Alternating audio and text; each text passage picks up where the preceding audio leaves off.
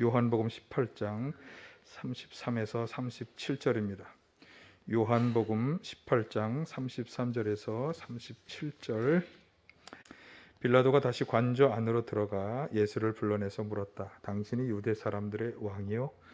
예수께서 대답하셨다. 당신이 하는 그 말은 당신의 생각에서 나온 말이요, 그렇지 않으면 나에 관하여 다른 사람들이 말하여 준 것이요. 빌라도가 말하였다. 내가 유대 사람이란 말이요, 당신의 동족과 대제사장들이 당신을 나에게 넘겨주었소. 당신은 무슨 일을 하였소? 예수께서 대답하셨다. 내 나라는 이 세상에 속한 것이 아니요, 나의 나라가 세상에 속한 것이라면 나의 부하들이 싸워서 나를 유대 사람들의 손에 넘어가지 않게 하였을 것이요, 그러나 사실로 내 나라는 이 세상에 속한 것이 아니요. 빌라도가 예수께 물었다. 그러면 당신은 왕이요? 예수께서 대답하셨다. 당신이 말한 대로 나는 왕이요. 나는 진리를 증언하기 위하여 태어났으며 진리를 증언하기 위하여 세상에 왔소. 진리에 속한 사람은 누구나 다 내가 하는 말을 듣소. 아멘. 할렐루야. 하나님의 은혜와 평강이 함께 하시기를 간절히 축원합니다. 지난주에 히브리서의 말씀을 인용하면서 마지막 그날이 가까워 오는 것을 보는 사람, 그것을 깨닫고 그것을 준비하는 성도들에게 요청되는 것에 대해서 함께 나누었어요. 첫 번째는 흔들리지 않고 굳건하게 소망을 지키는 것. 두 번째는 서로 사랑하며 선한 일을 계속해 나가는 것. 셋째는 모이기를 피하는 사람들처럼 하지 말고 힘써 모이는 것. 이것을 말씀드렸습니다. 그 중에서 첫 번째, 굳게 지켜야 할 소망. 이 소망은 하나님께서 예수님을 통해서 우리 가운데 행하여 주신 일에 대한 소망인데, 자, 예수님께서 무슨 일을 하셨나요? 지난주에 제가 히브리서의 말씀 속에서 말씀을 드렸는데, 우리의 죄를 대속하시기 위해서 십자가에서 희생제사, 속죄제사의 제물로 자신의 피를 흘리고 목숨을 내어주셨죠. 그렇게 하심으로 우리가 하나님으로부터 죄사함의 은혜를 받도록 해주신 것입니다. 그래서 이 죄사함의 은혜가 예수님을 믿고 섬기는 성도들에게 반드시 주어질 거라고 하는 소망, 이 확신에 우리가 굳건히 서서 흔들리지 말아야 하는 거죠. 마지막 때는 이 소망을 흔드는 일이 참 많이 일어나기 때문에, 그래서 어떤 경우에라도 이 소망에서 흔들리지 말아야 한다. 그렇게 되시길 간절히 축원합니다. 그런데 이 소망은 어디서부터 출발한 것이냐 하면, 예수님께서 십자가에서 자신의 피를 흘리며 죽으셨기 때문에, 대속의 제물이 되어주셨기 때문에 이 소망을 우리가 가질 수 있는 것이었어요. 그런데 예수님의 이 십자가 사건으로 인해서 하나님이 우리에게 해주신 이 죄사함과 구원의 은혜는 그냥 그 사실 하나만 있는 것이 아니라 더 많은 하나님의 은혜의 일들을 우리에게 행하여 주고 있습니다. 그러니까 예수님의 십자가로 인해서 우리에게 이루어진 하나님의 역사는 죄사함, 구원의 은혜뿐만 아니라 아주 많은 하나님의 역사들이 우리 가운데 일어난다고 하는 것인데, 그 중에 오늘 제가 여러분에게 소개해 드리려고 하는 것이 바로 예수님께서 왕으로서 우리를 다스려 주신다. 자, 예수님께서 왕으로서 우리를 다스리신다. 예수님께서 분명히 우리의 죄를 속하시기 위해서 십자가에 달려 죽으셨어요. 그런데 그 죽으시면서 우리의 죄를 속하시고 우리로 하여금 하나님의 죄사함의 은혜를 받게 하셨는데, 그 죽으신 예수님은 그것으로 끝나지 않으셨죠. 어떻게 하셨나요? 예수님은 죽음을 이기고 다시 살아나셨죠. 다시 살아나셔서 하나님 보좌 우편에 앉으셨다. 제가 이 여러 가지 성경 구절들도 인용할 수 있겠습니다만, 자, 빌립보서의 말씀에서 우리가 한번 이 말씀을 보겠습니다. 빌립보서 2장 7절 하반절에서 11절 자 같이 하겠습니다. 그는 사람의 모양으로 나타나셔서 자기를 낮추시고 죽기까지 순종하셨으니 곧 십자가에 죽기까지 하셨습니다. 그러므로 하나님께서는 그를 지극히 높이시고 모든 이름 위에 뛰어난 이름을 그에게 주셨습니다. 그리하여 하늘과 땅 위와 땅 아래에 있는 모든 것들이 예수의 이름 앞에 무릎을 꿇고 모두가 예수 그리스도는 주님이시라고 고백하여 하나님 아버지께 영광을 돌리게 하셨습니다. 십자가에서 죽으셨지만 죽으신 그분을 하나님이 다시 살리시고 어떻게 하셨느냐? 지극히 높이셨다. 제가 말하는 것을 구절로 쫓아와 주세요. 지극히 높이셨다. 그래서 모든 만물이 예수님 앞에 무릎을 꿇게 하셨다. 그리고 주님이라고 고백하게 하셨다. 이 주님이라고 고백한다고 하는 것은 이제 그분을 이제 그분 앞에 무릎을 꿇고 주님이라고 고백하게 하셨다는 것은 이제 그분이 이제 다른 차원의 우리의 주가 되셨다고 하는 것을 이제 고백하는 거죠. 자, 오늘 요한복음 본문은 그것을 암시하는 내용을 담고 있어요. 한번 보실까요? 18장 36절인데 유대인들이 예수님을 이제 로마에서 파견한 이 빌라도 총독에게 고발한 거예요. 어떻게 고발했냐면 자신이 유대인의 왕이라고 그럽니다. 근데 유대를 다스리기 위해서 총독이 왔는데 총독에게 고발할 아주 좋은 조건이죠. 자칭 유대인의 왕이라고 자기가 하면서 사람들을 선동합니다. 뭐 이런 고발이었겠죠. 그래서 그 고발의 내용대로 좀 빌라도가 예수님께 질문하는 거예요. 당신이 정말 유대인의 왕이냐? 왕이라고 그렇게 하면서 사람들을 선동했느냐? 뭐 그런 것이 담겨 있는 질문이에요. 자, 여기에 대한 예수님의 대답이 36절. 자, 다 같이 한번 다시 보실까요? 시작. 예수께서 대답하셨다. 내 나라는 이 세상에 속한 것이 아니요 나의 나라가 세상에 속한 것이라면 나의 부하들이 싸워서 손에 넘어가지 않게 하였을 것이요 그러나 사실로 내 나라는 이 세상에 예수님 자신이 왕이라고 하는 것을 인정하시는 말씀이잖아요.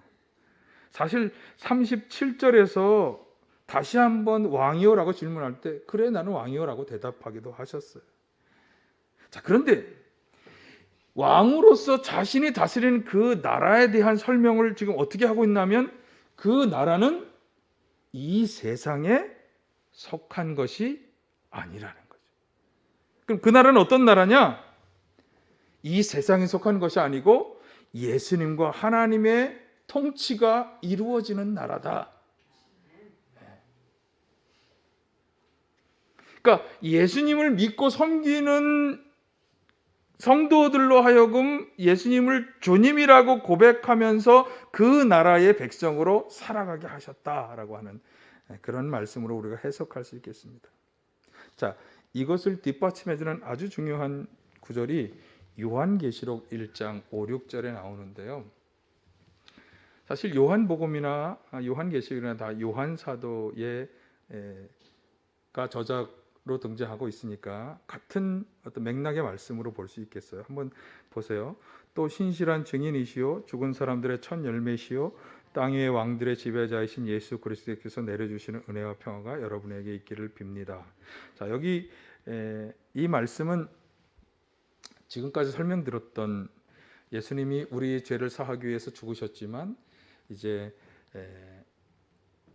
그 죽음을 이기고 여기 죽은 사람들의 첫 열매다 이 말은 이제 죽음을 이기고 부활한 사람들의 부활의 첫 열매가 되셨다는 그 말씀이에요. 그런데 그렇게 살아나셔서 첫 열매시요 땅 위의 왕들의 지배자이신 예수 그리스도, 땅 위의 왕들의 지배자의 지위를 가지신 거예요. 누가 그 지위를 부여했어요? 하나님이 예수님께 그 지위를 부여. 그러니까 이 땅들을 지배하는 왕들보다 더 뛰어나신 지배자 누가? 그분이 보내신 분 예수께서. 그래서 그 다음에 그 예수의 은혜와 평화가 여러분에게 있기를 빕니다.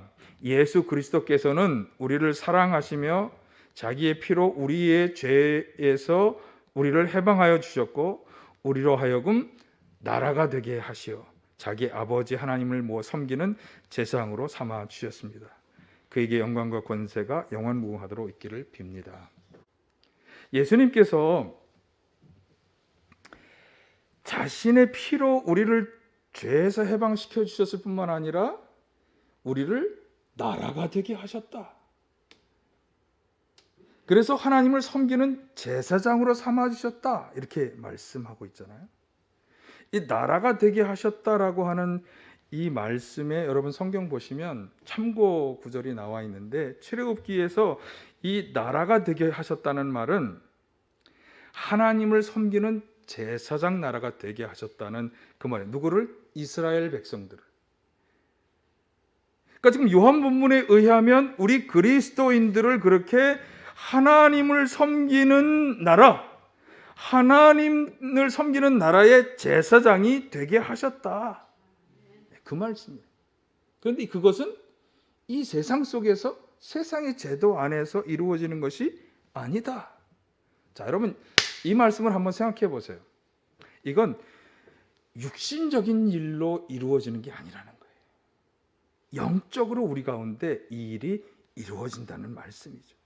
이 세상에 속하지 않은 그러나 영적으로 분명히 존재하는 그 나라가 하나님께서 예수님을 통해 우리 가운데 이루셨고 예수님은 그 나라의 왕으로서 그 나라를 통치하신다.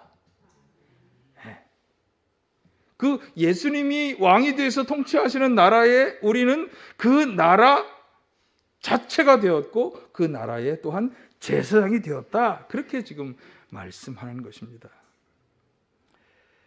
사실 그렇죠. 우리 각 개인이 대한민국이라는 나라의 한 구성이기도 하지만 사실 우리 저를 전체를 가리켜서 나라라고도 말하니까 그렇게 우리가 이해하시면 되겠어요.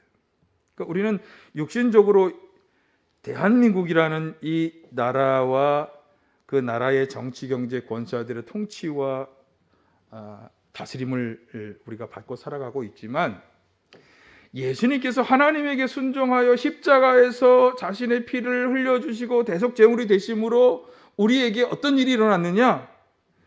우리는 이제 이 세상에 속하지 않은 하나님과 예수님께서 통치하시는 그 나라의 백성이 되었다. 그것을 분명하게 말씀해 주는 것입니다. 오늘 두 번에 나오는 설교의 제목이 바로 그 말씀이에요. 자, 그렇다면 이런 생각을 할 수 있어요. 제가 생각한 것이니까 여러분도 그렇게 생각할 수 있을 것 같아요. 이 세상에 속하지 않은 영적인 나라다. 그럼 이 세상 속에서 살아가야 하는 우리들의 입장과 처지에서 볼 때 그러면 그 나라는 그렇게 큰 의미가 없는 우리의 삶에 아무런 영향력도 행사하지 못하는 그 나라, 그 통치가 될 것이 아니냐라고 생각할 수 있을 것 같아요. 사실 그렇게 생각하는 사람이 참 많아요. 예수님께서 다스리신 그 나라의 백성으로 살아가고 있다고 하는 확신이 없기 때문에 우리는 그 나라의 백성으로서가 아니라 이 세상의 백성으로서 살아가고 있는 거예요. 이 세상에 다른 사람들이 살아가는 것과 똑같이 살아가는 거예요. 내가 하나님, 예수님이 통치하시는 그 나라의 백성으로 그분이 지금 나를 통치하신다는 생각이 약하거나 그런 생각을 하지 않기 때문에 그저 이 세상에서 잘 살기 위해서, 이 세상에서 행복하게 살기 위해서 전력 투구하는 거예요. 그게 크게 잘못됐느냐 그렇게 말할 수는 없겠지만 그러나 정말 우리가 하나님과 예수님께서 다스려 주시는 그 나라의 백성으로서 살아가느냐 하는 것은 생각해 볼 문제가 있는 거죠. 그래서 정말 예수님께서 우리의 왕이 되시고 왕으로서 통치하시는 그 나라의 백성으로 살아간다는 게 정말 우리의 삶에는 아무런 의미도 영향도 없는 것일까?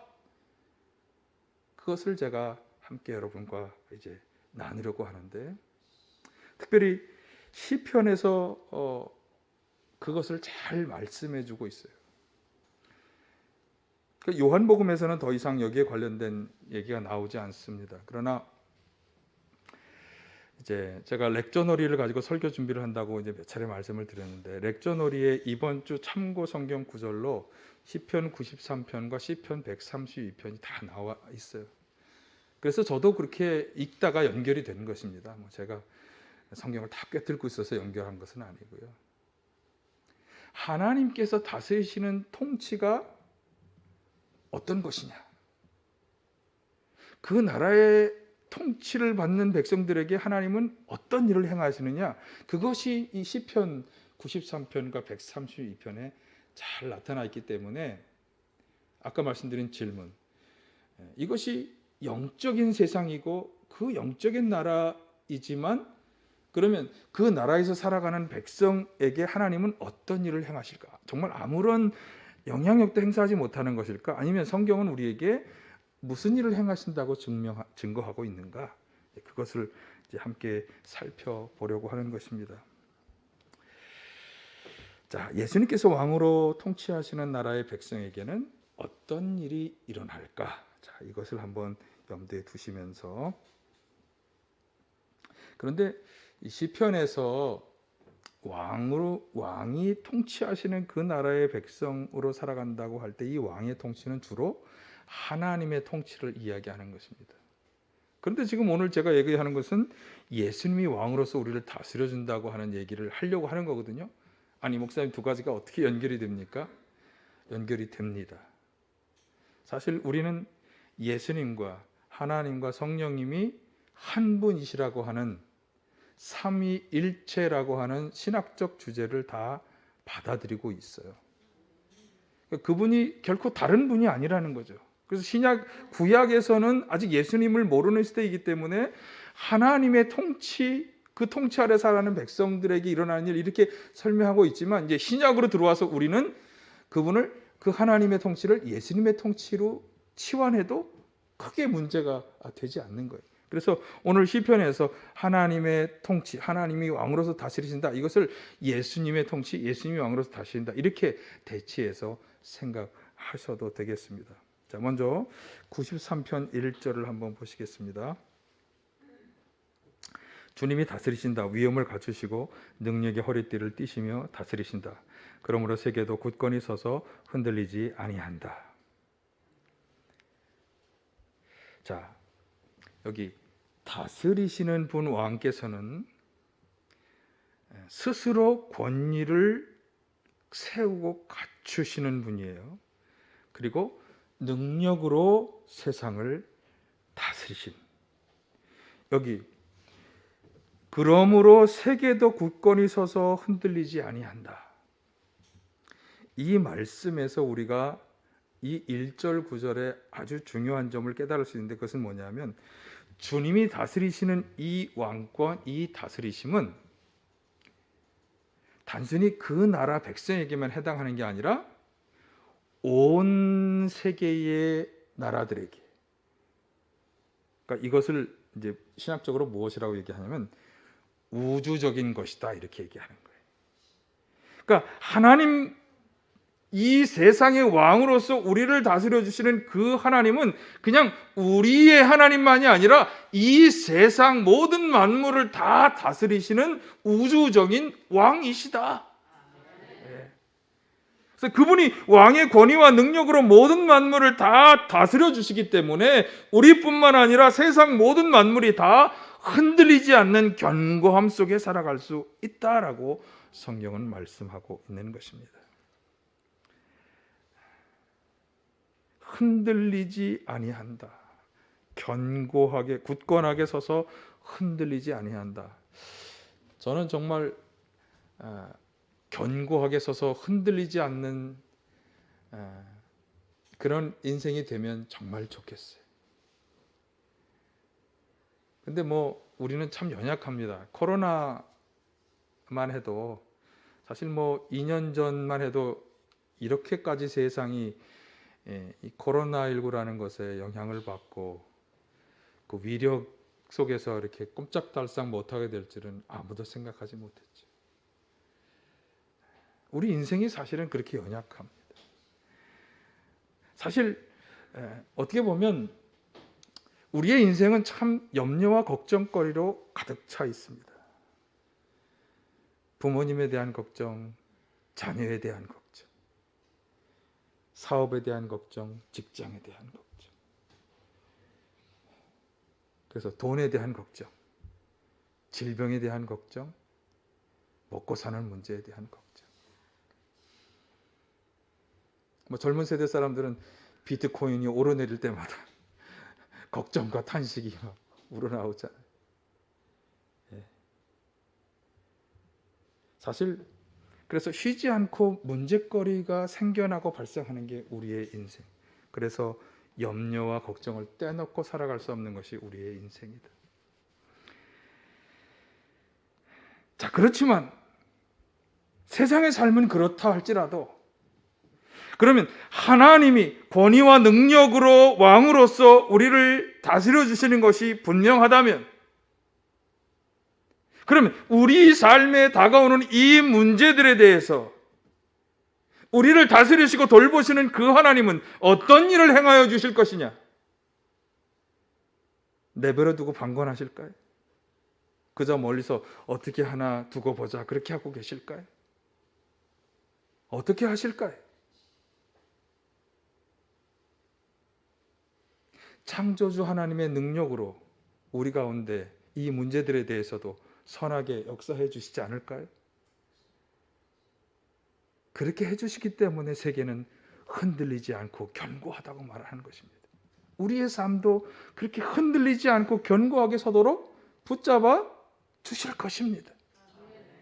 이 확신을 가져야 할 줄로 믿습니다. 이게 하나님의 다스림 속에 살아가는 백성이 받는 은혜인 것입니다. 눈을 크게 뜨고 귀를 크게 열고 이 말씀을 아멘으로 받으십시오. 하나님은 우리를 다스려 주시는 왕이십니다. 예수님께서는 우리를 다스려 주는 왕이십니다. 우리 삶의 모든 문제를 처리해 주실 것입니다. 염려와 걱정을 내려놓으실 수 있길 바랍니다. 자, 그것을 분명히 확신할 수 있는 게 3, 4절이에요. 한번 보실까요? 3, 4절. 자, 같이 한번 보겠습니다. 주님, 강물이 소리를 지릅니다. 강물이 그 소리를 더욱 높이 지릅니다. 강물이 미친 듯이 날뛰며 소리를 높이 지릅니다. 큰 물소리보다 더 크시고 미친 듯이 날뛰는 물결보다 더 어미하신 주님, 높이 계신 주님은 더욱 어미하십니다. 아멘. 자, 여기 강물이 미친 듯이 날뛰며 소리를 지른다. 이 표현은요, 하나님이 다스리시는 그 나라의 백성들에게 그 백성을 위협하고 도전하는 세력의 거센 위험을 잘 표현하는 그런 구절이라고 볼 수 있겠습니다. 자, 이렇게 미친 듯이 날뛰며 소리를 지르는 그런 위험들이 다가온다 할지라도, 그런데 여기 한번 잘 보세요. 왕이신 하나님이 어떻게 하시느냐? 그 큰 물소리보다 더 크게, 날뛰는 물결보다 더 위험 있고 힘 있게 그것을 잠잠하게 하신다. 자, 예수님과 제자들이 풍랑이 있는 바다에 떠 있었던 배를 한번 생각해 보세요. 이미지를 한번 그려 보세요. 예수님은 뒤편에 편안히 주무시고 계셨지만 그 바다의 풍랑이 점점 크게 막 일면서 심지어는 어떻게 됐습니까? 배가 뒤집힐 지경에 이르렀어요. 제자들은 예수님을 맡겨, 주님, 우리가 죽게 되었습니다. 살려주세요. 예수님은 그 상황을 어떻게 해결하셨습니까? 어떻게? 파도야, 잠잠하라.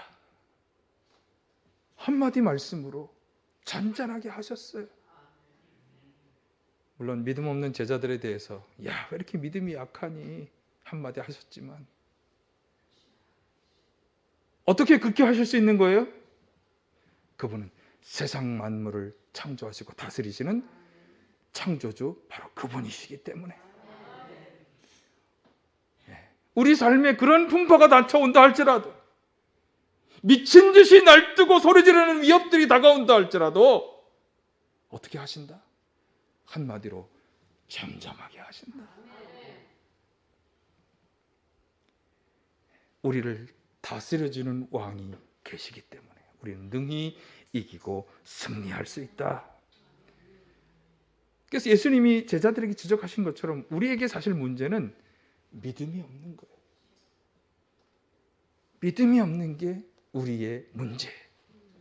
믿음을 가져야 할 줄로 믿습니다. 주님이 왕으로서 우리를 견고하게 굳건하게 다스려 주신다. 이 믿음을 가지시고 삶에서 다가오는 모든 어려움 속에서도 두려워하지 마시기를 바라요. 시편 기자는 심지어 5절에서 증거도 있다. 자, 한번 5절을 보실까요? 주님의 증거는 견고히 서 있으며 주님의 집은 영원히 거룩함으로 단장하고 있습니다. 그렇게 권위와 능력으로 우리를 다스리시고 보호해 주시고 우리를 견고하게 해주신다는 그 증거를 주셨다. 여기 증거의 판인 율법을 주신 것에 대한 말씀이고요. 또 하나는 여기 주님의 집, 왕이 거하실 주님의 집이 거룩함으로 단장하고 있다고 하는 이 말씀은 하나님의 거룩함을 유지해 나가는 성전. 오늘날로 치면 이 두 가지는 뭘 말씀하는가 하면 하나님이 말씀이 기록된 이 말씀, 율법이 기록된 말씀과 하나님이 거하여 계신다고 하신 이 성전, 교회, 이 두 가지가 하나님이 우리를 다스리고 돌보신다는 분명한 증거다라고 말씀하는 것입니다. 증거가 필요하십니까? 예, 증거가 여기 있습니다.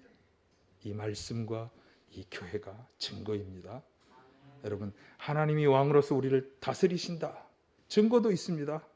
예, 이 확신을 가지시고 어떠한 삶의 문제도 염려와 걱정이 되지 않기를 간절히 축원합니다. 예.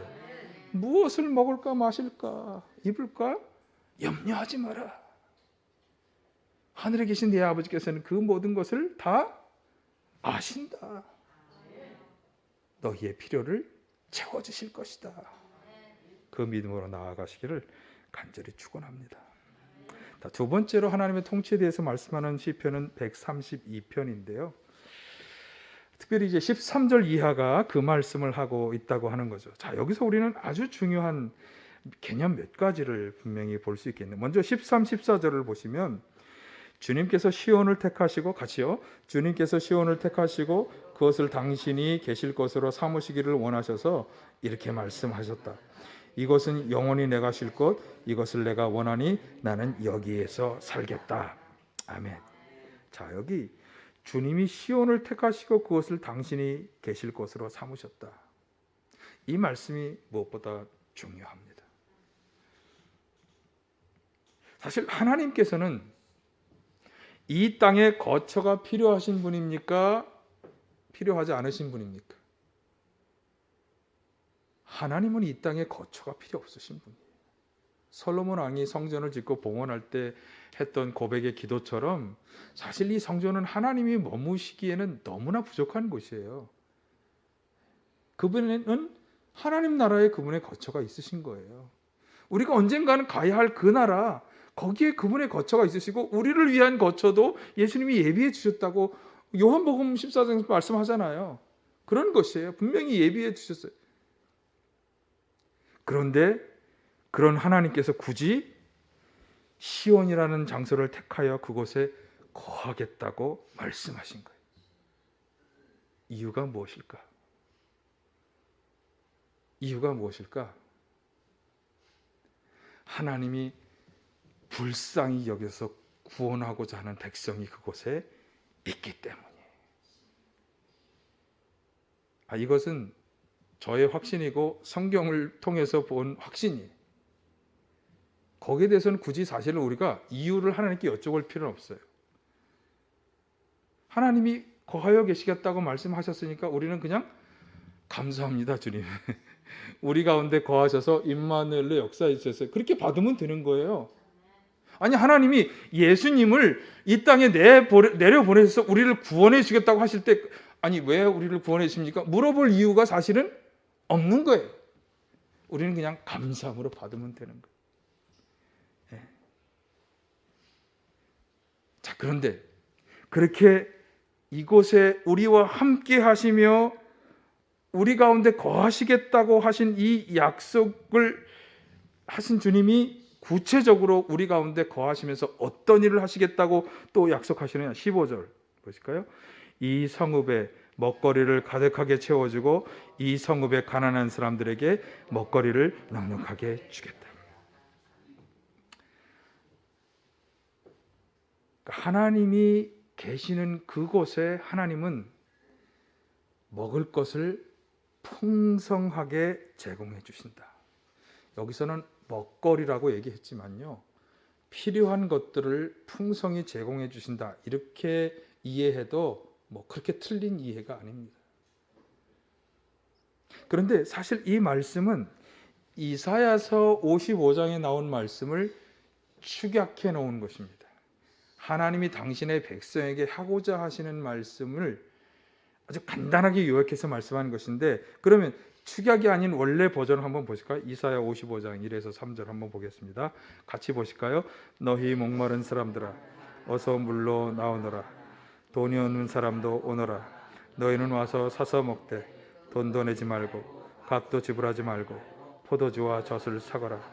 어찌하여 너희는 양식을 얻지도 못하면서 돈을 지불하며 배부르게 하여 주지도 못하는데 그것 때문에 수고하느냐. 들어라. 좋은 것을 먹을 것이며 기름진 것으로 너희 마음이 즐거울 것이다. 너희는 귀를 기울이고 나에게 와서 들어라. 그러면 너희 영혼이 살 것이다. 네, 살 것이다. 계속 있잖아요. 내가 너희와 영원한 언약을 맺겠으니 이것은 곧 다윗에게 베푼 나의 확실한 은혜다. 아멘. 시간이 12시가 넘었기 때문에 빨리 끝나기를 바라시는군요.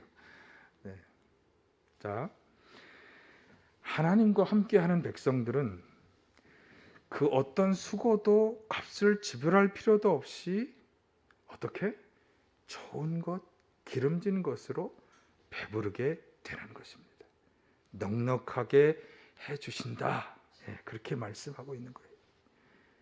물론 주의해야 할 것도 있습니다. 16절은 이렇게 말씀하죠. 제사장들로 의로운 일을 하게 하고 성도들은 기쁨의 함성을 지르게 하겠다.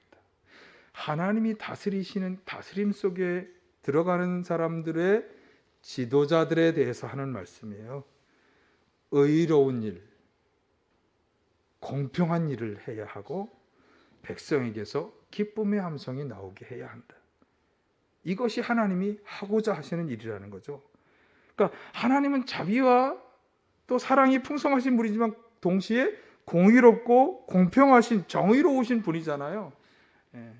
그래서 정의롭지 못한 일들이, 공의롭지 못한 일들이 일어나는 것에 대해서 그분은 원하시지 않는 거예요. 내 나라에 살아가는 백성이 되었느냐?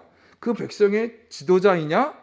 그러면 정의와 공의를 행하라 말씀하는 거죠. 그것을 그 백성들이 누리게 하시겠다는 약속의 말씀인 것입니다. 자, 그런데 17, 18절 시간이 가도 이 말씀을 꼭 들어야 합니다. 왜 이 구절이 하나님이 다스리는 통치에 관한 말씀인가에 대한 얘기고, 예수님께서 거기서 무슨 역할을 하시는가를 분명히 말씀해 주는 거예요. 자, 같이 보실까요? 17, 18. 여기에서 나는 다윗의 자손 가운데 한 사람을 뽑아서 큰 왕이 되게 하고 내가 기름을 부어 세운 왕의 통치가 지속되게 하겠다.